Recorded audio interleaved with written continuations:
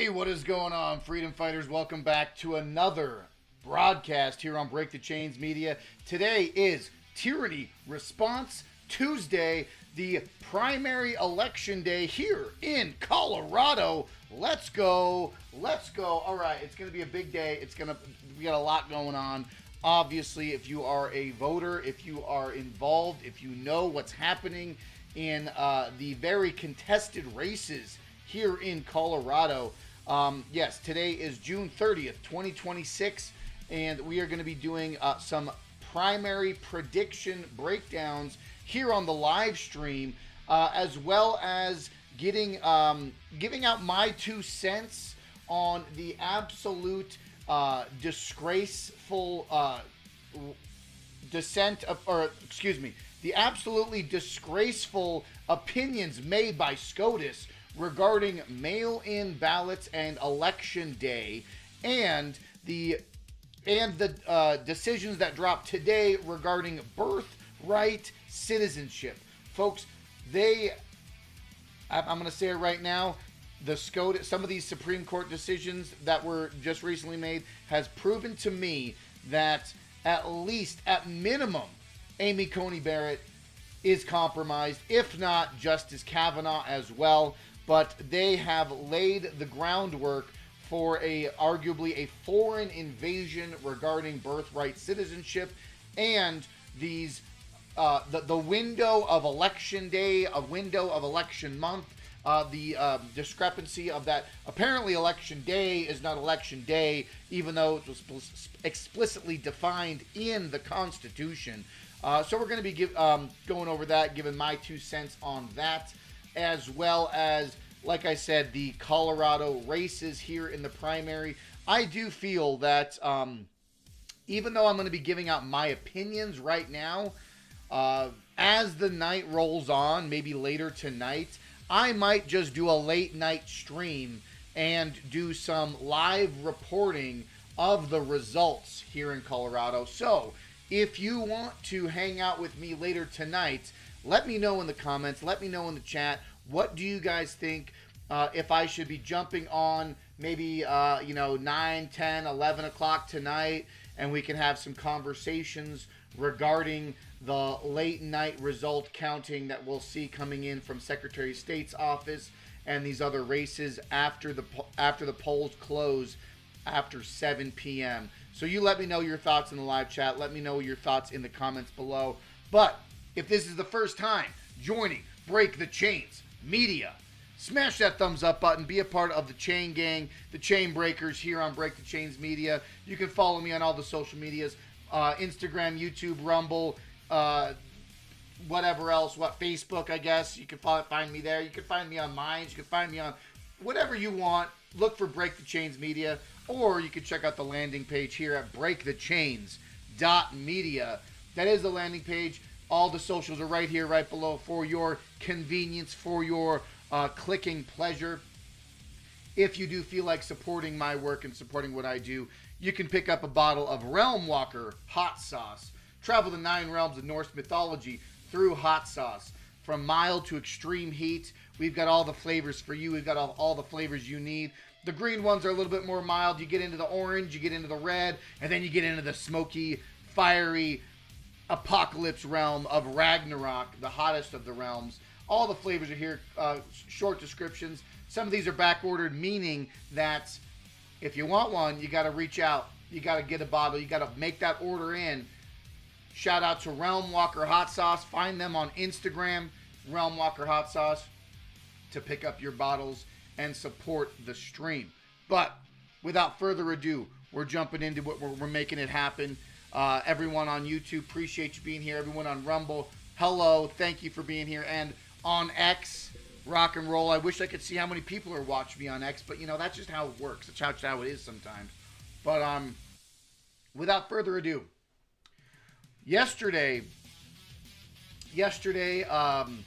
Brandon from Free State, Colorado, Representative Ken DeGraff, Leslie Hollywood, Ron Hanks, and we all did a fantastic live stream late last night. If you want to check it out, highly encourage you to go do that. It's on Free State Colorado's YouTube page. The link is here. I posted it on my X account, but it's a 3-hour stream. We started talking like in the last hour and a half or so, but it's a great live stream the whole thing through. Highly encourage you to check out that with Brandon from Free State, Colorado. And folks, for all of you who might not believe me when I say that I've been a Scott Bottoms supporter since last summer, I'll tell you right now, I voted for him. It's on the ballot. It's ready to go. I'm going to drop it off here shortly, right after this live stream. I voted for Scott Bottoms. I voted for David Wilson for Attorney General. These are the contested races in Colorado right now. The top 2 contested races would be for governor as well as Attorney General. So make sure you go out. Make sure you, I will put a caveat because, folks, for all of you who don't know me, I'm obviously very much an election skeptic or an election integrity advocate, right? So when I say go out and vote, obviously we understand that there is some compromised behavior and there's compromised actions within the Colorado and other blue states when it comes to these elections, right? And we're going to get into that regarding the SCOTUS decision too, regarding the election day and the window in which you can count mail-in ballots and all that jargon. But today is election day. So what you do to mitigate that discrepancy or that questionable behavior that we see happening across the country and in Colorado particularly is you show up the day of. You make sure that those numbers are that they have the least amount of time to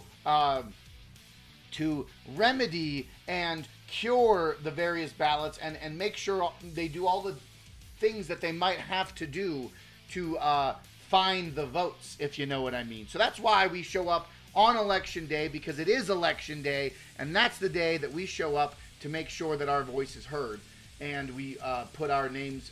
We put our ballot in for those names that we wish to promote and protect our freedoms and our liberties here in the state of Colorado and across the country. That is what we do.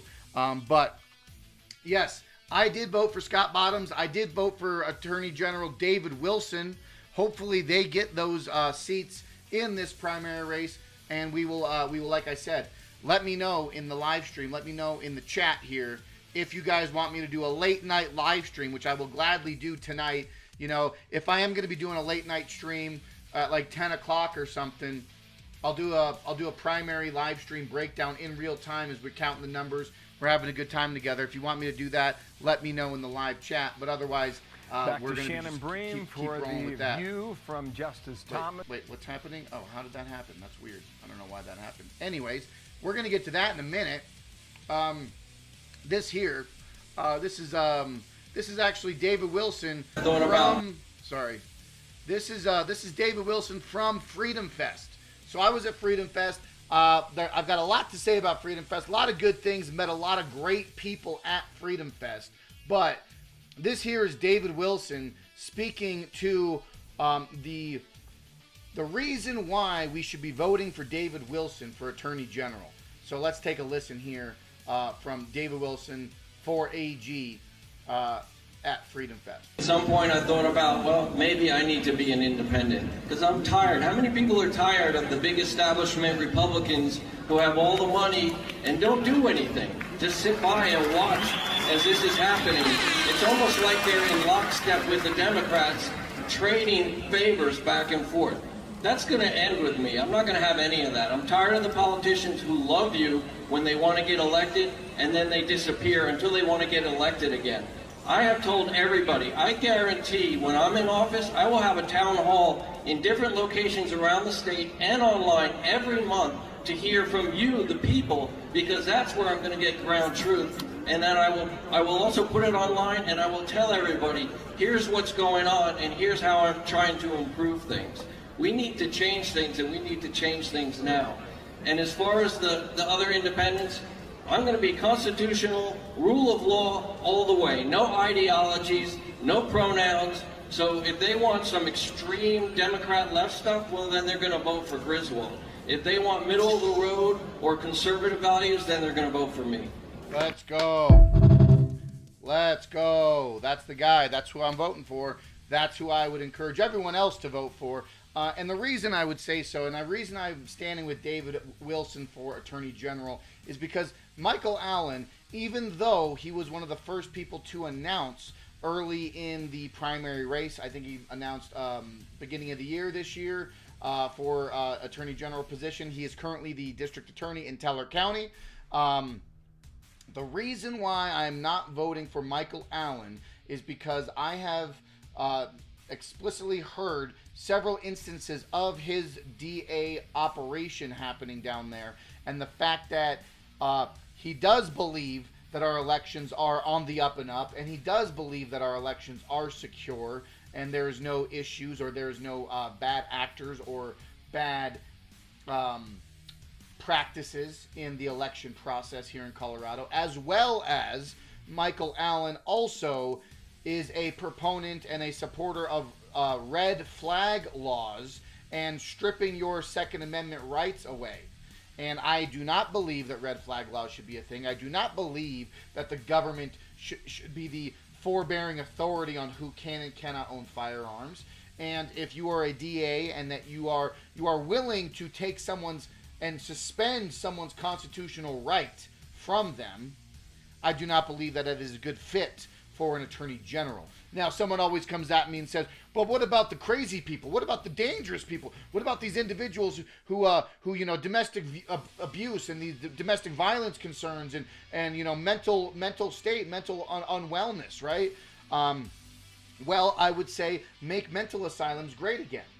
Make the rule of law, make our police enforce these laws and have the attorney generals back our police so that way we have a safe and productive society, so these dangerous and violent criminals or dangerous repeat offenders who get let out on cognitive competency laws, or these people who continue to do a revolving door with these pathetic judges across our state, do not continue to be let out into the public. So we need to have a follow through from the top down of the Attorney General, and then have our DAs, and then have our police officers and our Sheriff's Department actually enforce laws, and then institutionalize those who do not need to be a part of our society. That's where I'm coming from, and that's what we need to be standing for. So David Wilson for Attorney General, folks. Let's go. Let's go. All right. I'm just going through the timeline here. Let's see. We've got the ballot. We got some more Scott Bottom stuff, and then there's a live stream. Okay, wonderful, fantastic, great, amazing. We're going to get into all that in just a minute. But if this is the first time here, smash that thumbs up button. Share this live stream. We're kicking it. We're lighting the tires. We're lighting the fires and kicking tires. Let's get it going. Be a part of the chat. Be a part of the chain breakers here. And let's get some people in the stream, folks. Let's go. Let's go. So here's a thought. Before we get into all the SCOTUS rulings and all that, this here, it's very interesting. So this right here is a great example of a thought that I've been stewing about for many, many election cycles now. And as a previous unaffiliated voter, every election cycle you would get 2 ballots. But I'm speaking about me personally, but as it stands right now, every unaffiliated voter in Colorado gets both a Democrat ballot and a Republican ballot.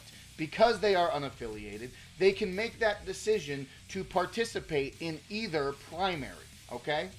So, as an unaffiliate, you are required to fill out one and only one ballot into the election process, okay? So, my question always remains, what happens with the other ballot that you do not fill out? Obviously, you throw it away, you get rid of it. I've always been a proponent of not just throwing it away, but making it unusable. You must destroy the ballot that you do not use when you submit in a primary election if you're an unaffiliated voter. I have this picture right here. This here is a destroyed Democrat primary ballot because my mother voted with the Republican primary. So I told her, you make sure that this is completely destroyed. Make sure that this is completely unusable by anyone. Now, some people may call me a conspiracy theorist or a kooky brain. You know, put on the tinfoil hat, Corey. Well, what's new? What's new? I'm that guy, right? I am that guy. I've always been that guy. But, listen. In Colorado, unaffiliated voters get both Democrat and Republican primary ballots. They are supposed to fill out and submit only one. The other ballot should not only be discarded, but destroyed completely. We're talking scribbles, we're talking tear it up, we're talking light it on fire, whatever it is. The Secretary of State office will then text or confirm your vote as counted later in the day. But it never tells you who it was counted towards. Making sure discarded ballots cannot be used to pad the numbers in tight races is something I've always thought about. Because here's the thing, folks. The Secretary of State's office tells you as an unaffiliated voter that your vote was counted. Congratulations. It was submitted and the Secretary of State's office has your ballot counted. Well, there's never a visual confirmation of where and who you voted for. You know who you voted for. You know that the ballot you filled out was a Republican or a Democrat ballot. You know whichever one. But how do you know that the Secretary of State's office isn't using you as an unaffiliated voter to maybe skew or pad or manipulate the system from the back end, from the systemic and the procedural process that's been employed and instituted through gold standard Griswold Secretary of State's office? Just a thought, just a theory, because many cycles I've always submitted for Republican ballots. And I know other unaffiliated voters who lean conservative sometimes vote in the Democrat primary to skew the vote, to throw off a vote, to make sure that bad candidates don't get in office. So they pick the more moderates, the more sensible ones. I know that right now. But it's just, I'm just putting it out there into the universe. What if the Secretary of State's office uses unaffiliated primary ballots and determines, as the votes come in, as the votes are being tallied, if they need to sway some votes in certain Democratic favors? If someone's running low on the voting numbers, what's to say that the majority of Colorado voters, 52% of them, are unaffiliated? What's to say that some of these unaffiliated voters might be used to pad the numbers in certain races? It's just a thought, folks. And that's why I have this here to say, hey, make sure that you destroy and completely eliminate the possibility of anyone ever getting your chance and your position as an unaffiliated voter to vote in a way that you don't want, right? That's the whole point of all this. And let me know what you think, because like I said, it's just a thought that I've had. Like, who knows? Maybe it's just a possibility. You never know. But smash that thumbs up button, smash that like button. Let's take a sip of water. Gandalf, what do you got to say to voter incompetence and voter interference and this whole election process thing? What do you got to say to Jenna Griswold, Gandalf? You shall not pass! He's absolutely correct. He says it right every single time. I love that guy. What an absolute legend. Okay, let's get into it here, folks. Got some more Scott Bottom stuff. Got some more primary election day. Like I said, I think the more I think about it, because right now I do have like the election night, all the numbers, nothing's come in yet, and I wanted to talk about that. So what I might do is at like 10 o'clock tonight, if y'all are still on, if y'all want to know some more information, I'll be probably doing another late night live stream to crunch these numbers, and we can hang out together. That might be something we're going to do. But in the meantime, we are going to get into it, folks. We're getting into the thick of it here, because this just really pisses me off, folks. This just this grinds my gears, and I got a lot of the naysayers online saying, quit being a black pillar, quit being a doomer, quit being quit thinking that the America's over. Folks, I have let me try to figure out the words to say, because I never want SCOTUS, I never want judges to make determining decisions that could impact the outcome of a country, right? They are there to interpret the laws, right? Oh yeah, you want Julie Gonzalez. All right, I'd love to see Julie Gonzalez take out Hickenlooper. You know why I'd love to see Julie Gonzalez take out Hickenlooper? Because it would only shine light on the ridiculous nature that Julie Gonzalez and her Senadora Gonzalez, her whole mindset, her whole ethos, her whole DSA, her whole radical extreme angles to the progressive policies that she's instituted in Colorado. If she were to go into the U.S. Senate on a national level, she'd be a national embarrassment. But I do appreciate you popping in, Pop Fizz 9052. I do appreciate you being here. Thank you. Shout out. Chicken Looper. No, I agree. Hickenlooper's trash too. Hickenlooper is establishment, and Julie Gonzalez is an extremist. So I believe that both Democrat people are dangerous to the preservation of a constitutional republic. Anyways, let's get into Supreme Court striking down Trump's order. The Supreme Court strikes down Trump's order ending birthright citizenship. Folks, this is a absolute death blow to the future of America. To think that the interpretation of the 14th Amendment could be extended to birth tourism or Chinese nationals coming to Guam and having a child to only come back 30 years later to claim that this child is a U.S. citizen is a complete slap in the face to Americans and the foundation of our country, folks.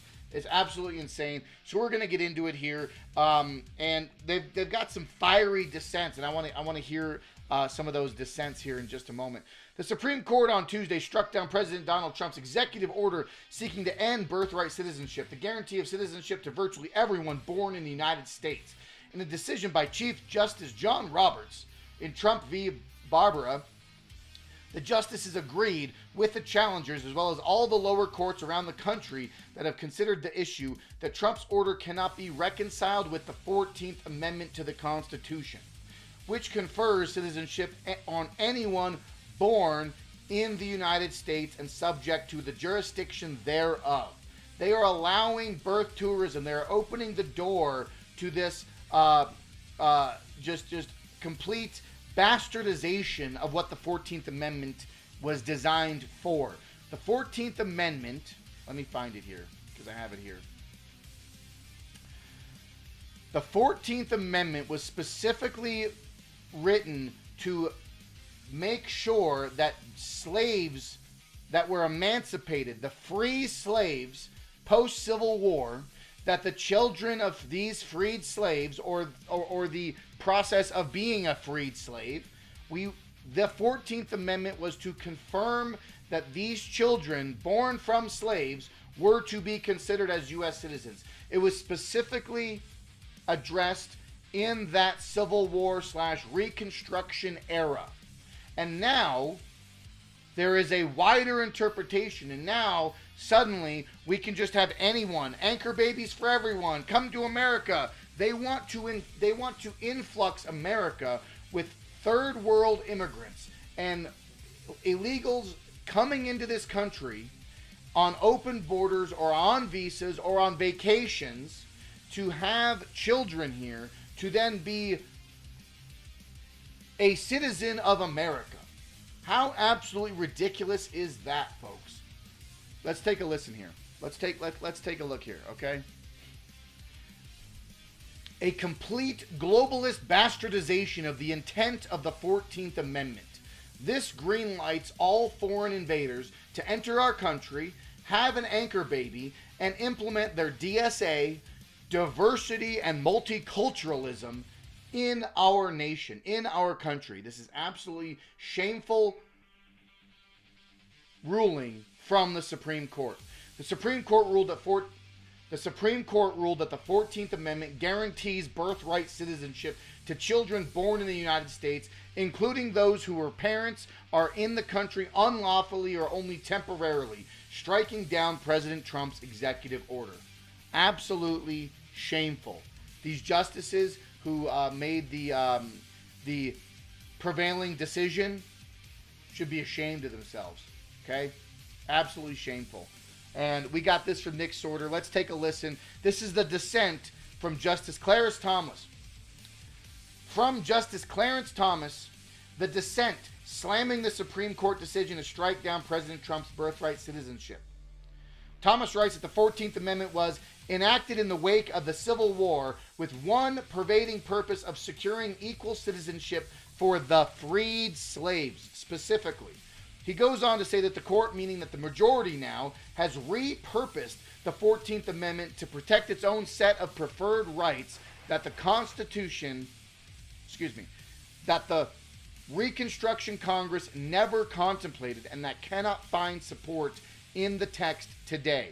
This is exactly what I was talking about before, so let's take a listen.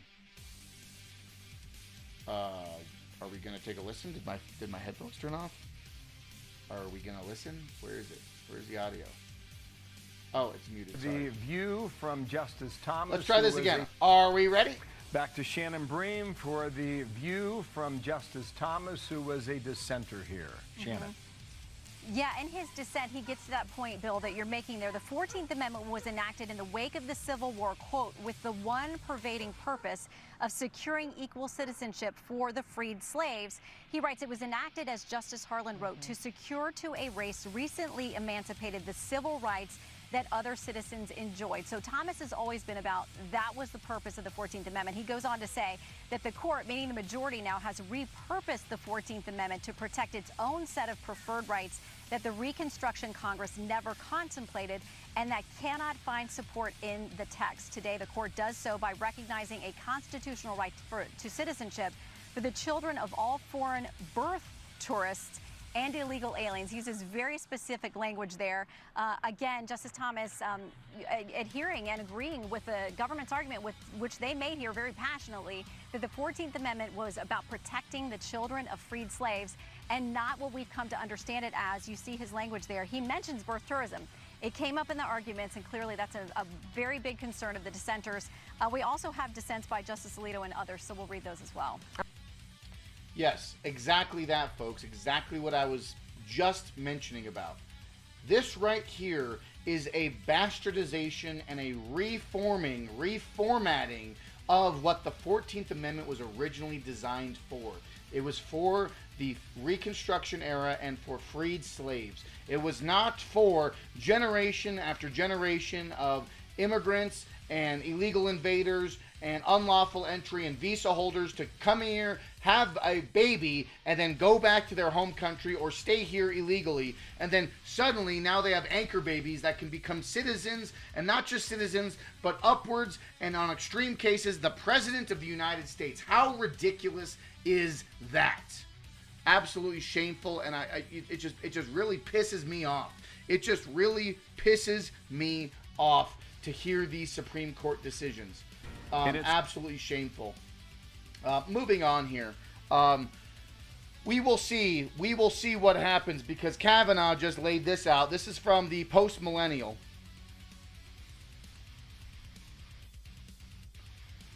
This here is from the Post-Millennial.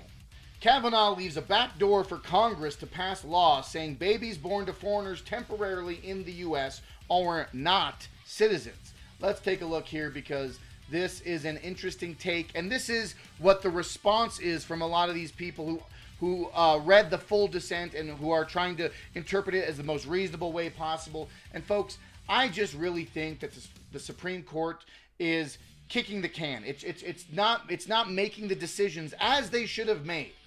And that goes into the mail-in ballots and the conversation regarding Election Day as well, regarding that decision that was made before as well.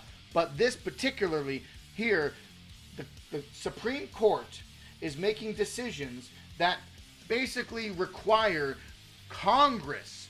Congress has to be the ones to decide how our laws will be going forward. And that's exactly what Justice Kavanaugh is explaining here. So let's get into it. Justice Brett Kavanaugh concurred in part with the Supreme Court ruling opposing President Trump's ending of birthright citizenship and part dissented, leaving an open door to Congress making the necessary adjustment to refuse citizenship to children of illegal immigrants who have no permanent status in the United States. He said that the executive order from Trump, quote, establishes new exceptions to birthright citizenship for children born to foreign citizens unlawfully or temporarily in the country. Those exceptions created by Trump were for, quote, for children born to foreigners, citizens who are either here illegally or temporarily in the United States. As Kavanaugh does not believe that it violates the 14th Amendment, but it violates a rule made by Congress based on a Supreme Court ruling in Wong Kim Ark. As such, Kavanaugh writes, Congress should amend their statute or otherwise enact new legislation to encompass those two new exceptions.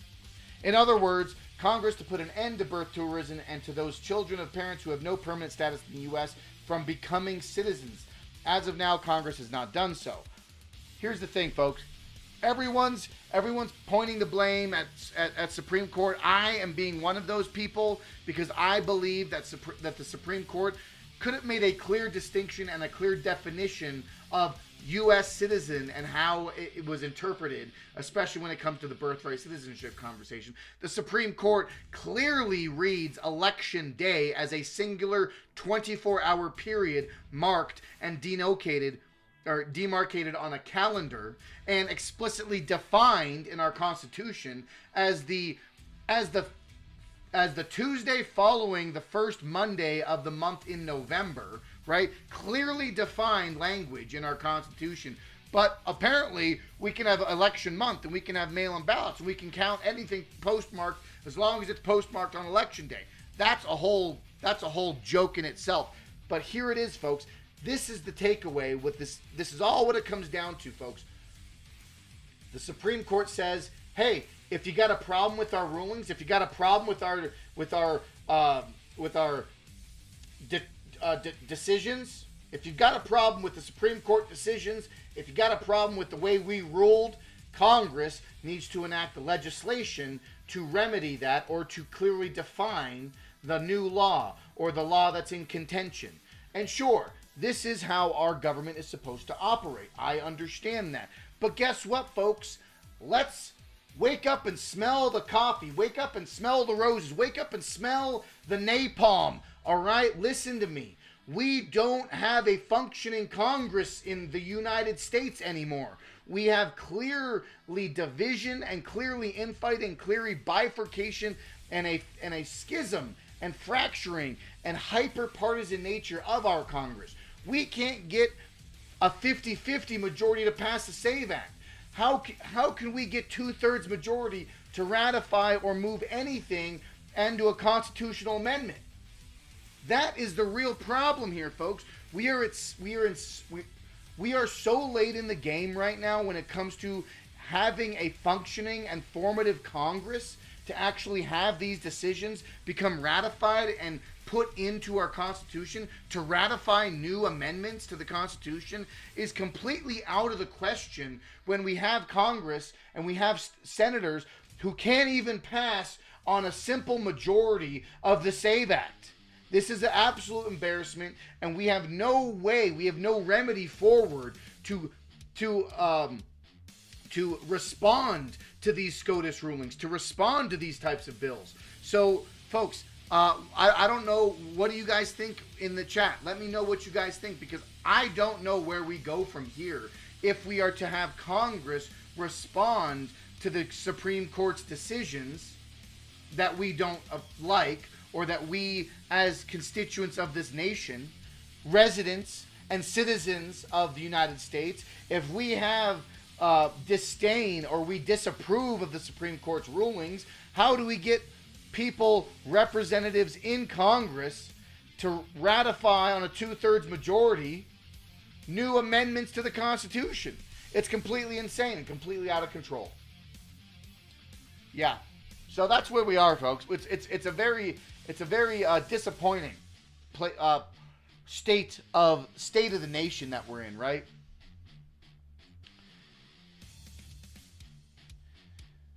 All right. Here's another one for us. Here's another one. Supreme Court allows the states to count mail-in ballots that arrive late, rejecting the RNC challenge. Justice ruled that a Mississippi law that allows ballots to be counted as long as they were sent by Election Day is not prohibited under federal law. This is basically allowing an open door to the determination of when an election is, when an election actually takes place, and who can cast a vote and how long it can be determined to be counted. Let's take a listen here, okay? Let's take a listen. This is not, hold on, pause game.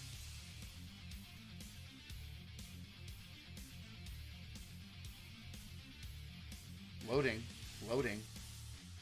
Bueller. Let's talk about the court's important decision on mail-in ballots. They sided with Mississippi over the Republican National Committee.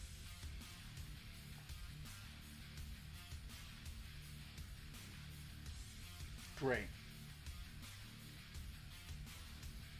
What does this mean now for voters, especially as we are just a couple months away from the midterms? So this was a 5-4 decision written by Justice Amy Coney Barrett saying that essentially there's no federal election law that requires ballots to be in by Election Day because elections are run by the states, not by the federal government. And so because there's no law, there's nothing stopping Mississippi from allowing ballots to be accepted in the days after an election day itself. Essentially, the majority is saying here, if you're upset with this decision, call your representatives, call your elected officials, and have them create a law that prevents this, because there is no law that exists right now, given that this is all a state-run operation as it relates to elections. So therein lies the problem, folks. That is the issue at hand right now, is that the Supreme Court and SCOTUS are passing the buck back to the states and saying, oh, it's up to the states to make this happen. It's up to the states to determine when an election is. When, in fact, that is absolutely contradictory to the explicit language in the Constitution. And you know what? I'm just going to do it right now just because I can. I believe it's Article 2.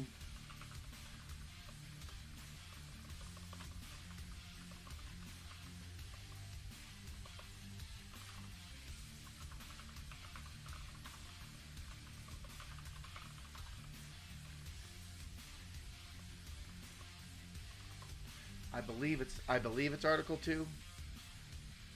Yeah. I believe. No, is it Article 2 or Article 4? No, it's Supreme Court. I think it's Article 4. We're finding this here together. Let's look. Election. No.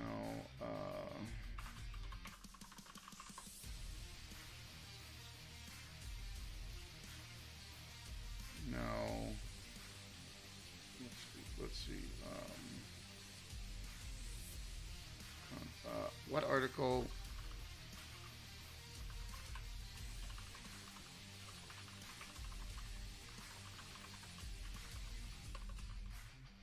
I believe it's Article... I thought it was 2, but I think it's 4. Article 1. Article 1. Great. Article 1. Here we go. Yes.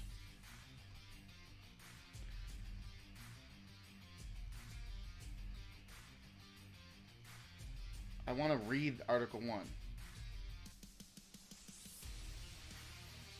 Article 1, Section 4. Let me read it then. The time, place, and manner of holding elections for senators and representatives shall be prescribed in each state by the legislature thereof, but Congress may at any time make a law that make or such alter such regulations, except as to the place of choosing senators. So the choice of senators. So the time and place. I always understood that the time and place was decided, or the time and place was decided by the federal government, but the manner, it says it right here. Hold on, where does it say it though?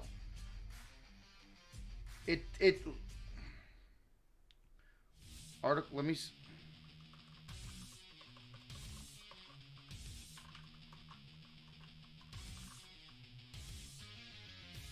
Because it literally says it. It literally says it. Oh my God. Do I really need to do this?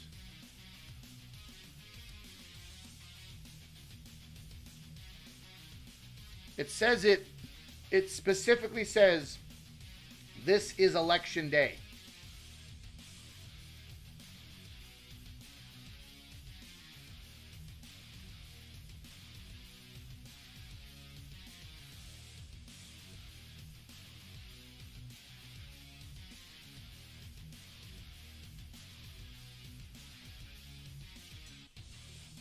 Where does it say holding?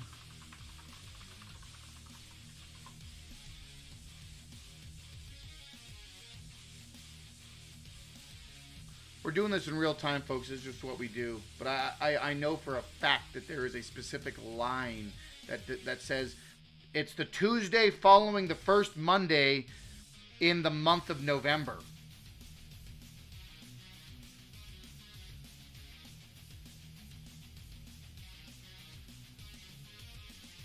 This is Article 4.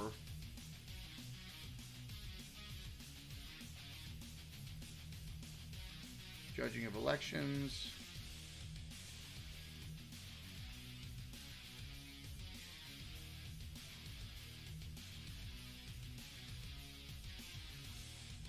Why are you just wheel spinning at me, dude? Can you not wheel spin at me and just actually like do what you're supposed to do? That'd be great.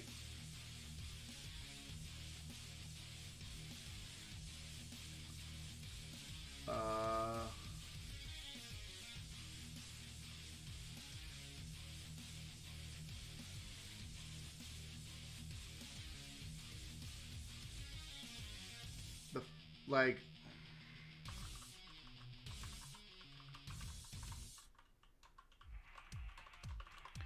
where is it?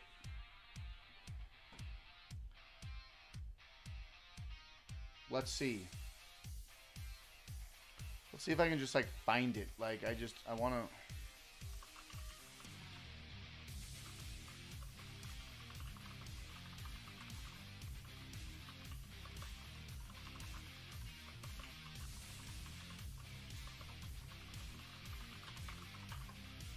Like it's in, yeah, right.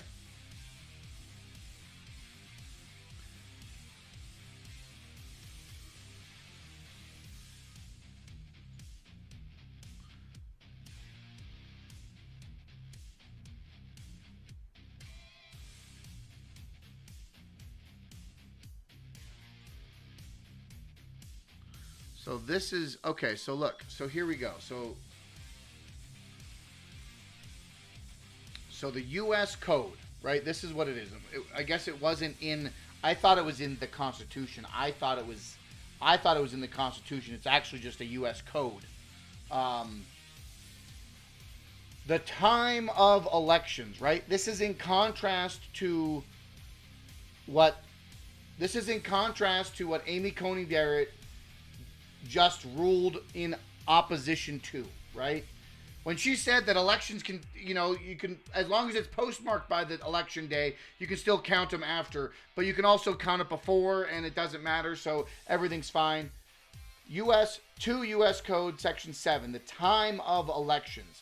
The Tuesday after the first Monday in November in every even-numbered year is established as the day for the election in each of the states and territories of the United States of representatives and delegates to the Congress commencing on the 3rd day of January next thereafter.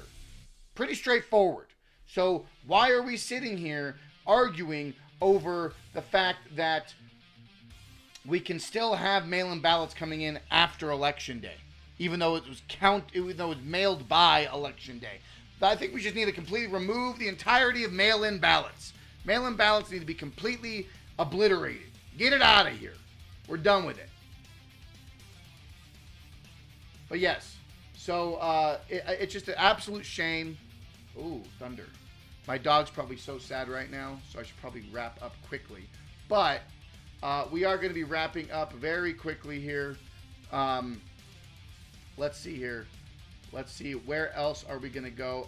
Yeah, so this is where we're at here, folks. Now we are here. Some of my opinions coming in. Some of my predictions coming in. And if you haven't seen my predictions, you can get a quick rundown, obviously, here. But you can also go over to Free State, Colorado. We had an hour and a half long conversation. It was a fantastic conversation going over our predictions for the primary here in Colorado. But my predictions are as follows. I do believe that Julie Gonzalez will lose the primary for the U.S. Senate. Julie Gonzalez against John Hickenlooper. I believe Julie Gonzalez has a lot of metro support and a lot of inner city support, but she does not have statewide name recognition to get the numbers needed. I do believe Hickenlooper has the name recognition. He's got the establishment behind him, and he's probably going to be taking it for the Democrat primary for U.S. Senate. Mark Basley runs uncontested, so he's in. U.S. House District 1. This is our, it very well could be our mile high. Let's see here. This very well could be our own mile high AOC. Malat Quiros for running for District 1 in the U.S. House for the Democrat Party. Malat Quiros is in a three-way race with Deanna DeGette and Wanda James. I do believe that the DSA and the communists in Colorado are going to be able to put Malat Quiros over the line when it comes to the Democrat Party primary here in Colorado. We will see what comes out of it later on this week as it follows, but I do believe that Malat Quiros will be the District 1, the DSA, as they put it, the DSA, the Mile High DSA. She'll be the Mile High AOC here. She is crazy. She wants to abolish ICE. She wants to abolish the police. She wants open borders. She wants complete socialism here. Absolutely disgusting. So hopefully we get someone better, but it's not looking good as far as what I personally believe. Moving right along, we got some other single party candidates. I mean, they're just going to run right through. They don't have any competition. They don't have any competitors. District 3, District 4, Lauren Boebert's uncontested. But the real question is this is all a bellwether for the upcoming midterms in November, right? Once we see how the primary pans out, that's when we're really going to see the rubber hit the road, and we're going to have some real conversations going into November on the head-to-head battles from Republicans and Democrats / communist DSA members here in Colorado. Jason Crow uncontested. Jeff Crank uncontested, Brittany Pedersen. Each of these do not have in-party primary opponents, but come November, we're going to see Tim Bennett facing head-to-head against Brittany Pedersen, and that's going to be a good one to follow. So shout out to Tim Bennett. We're going to get him in. We want to make sure that Brittany Pedersen gets to spend as much time with her kids as she needs, and that means for her to get out of U.S. Congress and get sent back home so she can be the mother to those children, and they don't have to be showing up to the D.C. Well in the House of Representatives. Tim Bennett can be that man to do the job in the U.S. Capitol. And then let's check it out here. U.S. House District 8. It's a three-way race with Manny Rutinel, Evan Munsing, and Shannon Byrd. I think Evan Munsing stepped down, but I think he's still on the ballot. But you got Manny Rutinel against Shannon Byrd. I do believe that even though Shannon Byrd might be the more quote-unquote moderate individual in the Democrat race, she's still a terrible candidate. She's still absolutely insane. I do believe that stupid, low information, low IQ voters are going to be voting for Manny Rutinel just because he looks the part. He wears the cowboy hat. He looks appealing to young, uneducated, or ill-informed voters. Even though he's a vegan, but he talks about ranching in Colorado. Even though he's a very outspoken animal advocate and wants to stop factory farming and all these other things, but somehow in his District 8 race he's going to be supporting the ranching community in Colorado. Give me a break. He's absolutely insane. But when it comes to November, Gabe Evans is going to be the Republican opponent of whoever wins that race.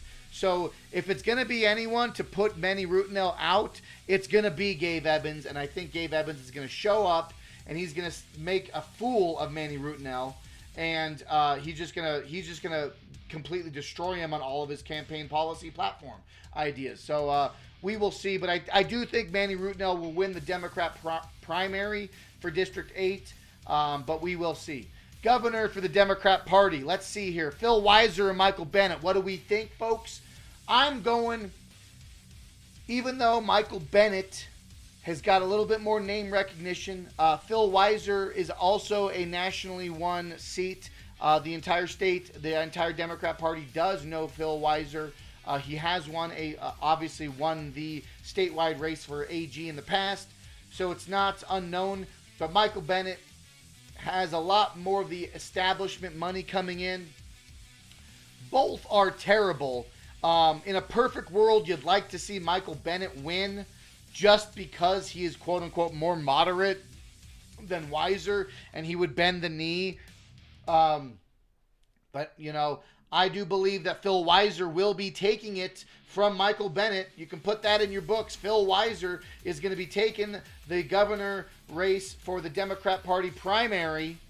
Phil Weiser, I think, will come out on top because there are so many stupid socialists in Denver. There are so many idiots that are passionate and fired up about Orange Man bad and how Phil Weiser's been fighting Donald Trump and he's going to take it to the man and he's going to step against ICE and he's going to keep suing Donald Trump and all this BS that we keep hearing over and over again. So I do think it will be a close race, but I do think Phil Weiser is going to win that Democrat Party primary for governorship. And then you got the biggest one, the biggest of them all, the governor race for the Republican Party primary here. You got a three-way race between Scott Bottoms, Victor Marks, and Barb Kirkmeyer. Now, I'm going to say it right now. I'm going to say it with my passion and with my full chest. I will say this with my full chest. I want every ounce of my being to have Scott Bottoms be our governor. Scott Bottoms has the platform, has the morals, has the policy, has the values that we need to be a governor, to right this ship in Colorado. We have so many things wrong in Colorado. Scott Bottoms has the experience. He's a state representative. He knows what he's fighting up against. He knows the criminal cartel that's operating, that's institutionalized in Colorado. Scott Bottoms is that man, and I think he can do it. I do want him to win. The reality tells me that there's going to be a much tighter race because of the low propensity voters, the low intelligence voters, the people who don't show up, the people who are just blind faithfully following cult of personality, Victor Marks, and these people, Victor Marks has ran on a campaign of just, hey, just trust me, man. Just trust me. We'll get into office. We'll do the things. We got to get it done. We will make Colorado great again. We'll do everything that needs to happen here in Colorado. And I know I might have taken an awkward long pause when I was asked about how many people I've killed. That's probably a terrible enactment of Victor Marks. However, listen, folks. Victor Marks is a mentally unstable individual. He has been running on a campaign of hide and you'll see. Hide and I'll find out and we'll do it once I get elected into office. He has most of his money's coming from out of state, international and national donors, folks. He is not a effective and honest representation of Colorado. But he's got a lot of money and he's able to pull that money and convert it into ads and convert it into marketing and convert it into pro propaganda for his campaign. And I think a lot of low propensity voters or low intelligence voters are going to show up for him. Barb Kirkmeyer, she's too much of a compromiser. She's too much of a bending the knee. She's too much of a person who's just going to go along to get along. We do not need that. We do not need a moderate person for Colorado Republican Party. We need someone who's going to stand up and say, no, enough is enough, and that's Scott Bottoms. With all that being said, folks, It's going to be tough, but I think Victor Marx, just because he's got that X factor, he looks the part, he's been propped up, he's been promoted so hard. I do think Victor Marx is probably going to take that governorship, the race in the Republican Party primary, just because of how politics are, man. I really want Bottoms to win. I really do. But we will see. We'll see in a few hours. Join me on this live stream, and we'll do a live stream breakdown of all the other ones. Let's keep going here. Secretary of State, Democrat Party, Amanda Gonzalez, piece of trash. Jesse Danielson, also trash. Either of them are terrible. And then you got James Wiley coming in as the only candidate for the Secretary of State Republican Party. I do believe that James Wiley has a chance to fight coming into November, but understand that Colorado is a Democrat blue-leaning state, and it's going to be an uphill battle for James going into November, absolutely. We also have a third-party candidate for the Libertarian Party for Secretary of State, which honestly, that might be benefiting for James if we get someone to pull a couple percentage from the Democrat in November. So we will see. We will see what happens there. Single star. And then here's the attorney. We got a 4-way race for the Attorney General for the Democrat Party. God help us if Jenna Griswold or Seligman wins. Michael Daughtry. I mean, honestly, it's sad because you don't need a lot of people to win. Jenna Griswold only needs to win 26%. She needs to win a little bit over a quarter of the votes to get into the spot, right? It's going to be ridiculous. I don't know. It's going to suck if Jenna Griswold becomes AG. If Jenna Griswold becomes Attorney General and Phil Weiser becomes Governor of Colorado, there is going to be a reckoning. There is going to be scorched earth. There is going to be so much chaos and corruption and just outright assault on the people and the constituents of Colorado, the likes of which we would be begging for Jared Polis to be coming back for a third term, right? We would be begging him to come back. But let's hope and pray that doesn't happen, folks. Let's hope and pray. Attorney General for the Republican Party, I voted for David Wilson. I think he is the right candidate for the job, but unfortunately, I think Michael J. Allen has the establishment behind him. He has the police and the sheriff's office behind him. He's got a lot of other DAs behind him. He's got the money behind him. I do think that David Wilson just didn't have enough gas in the tank to get him over the line for the Republican Party for the Attorney General spot. But I did put my vote in for David Wilson because that is my principled and constitutional candidate. Let's keep going down here. Got some other smaller races here. I do believe that we will see a lot of other people come out. Most of these, we're going to see some other people run in. A lot of these people are running unopposed, folks. So not too worried. But I think those are some of my breakdowns for the big primary races here in Colorado, the statewide and the larger races here in Colorado. But like I said earlier, I think a lot of this is going to be a bellwether. I believe a lot of these primary race results are going to be a real bellwether to what we're going to see come the midterms in November, especially when we look at what's happening in New York with Mondami, when we look at what's happening in California with the mayoral race. We're looking at these creeping movements of the Democrat Socialists of America, these DSA members, these champagne socialists, these caviar communists, right? These people coming out in droves to support radical ideology. And what I said earlier, and I'll say it again, we have to dissuade these people who are disenfranchised from bad government to understand we have to speak to them on the how. How is this going to be remedied? How are these problems going to be resolved using government? I do not think that more government is the solution. I think putting the right people in government is the solution to make sure that we are protecting and preserving the rights of the individual, the rights of the Constitution to ourselves and others, understanding that the government is not there to determine things. The rights of the reason that we have government is to preserve our inalienable rights as citizens and as free people in this nation and across this country. So with that being said, folks, I do appreciate you joining me here on this live stream on Break the Chains Media's Tyranny Response Tuesday.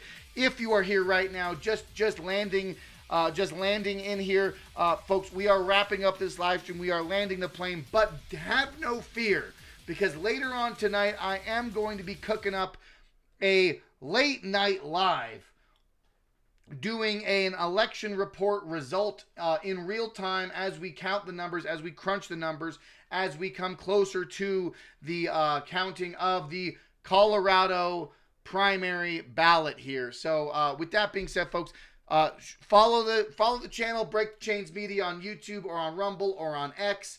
Find me on Instagram, find me on Facebook, find me on all the places. BreakTheChains.media. That is the website. That is the landing page that you can go to right now to just click here, BreakTheChains.media, and all the socials are here, and the Rumble link is right here. So be a part of the Chain Breakers here, and I appreciate you hanging out with me. Smash that thumbs up button, and we will see you all later tonight as we do our primary review in Colorado. Thank you all. Never give up and fight for freedom, and we're going to keep doing it. We're going to keep bringing it to the man. We're going to keep bringing it to these communists. And as always, fight for freedom and never give up.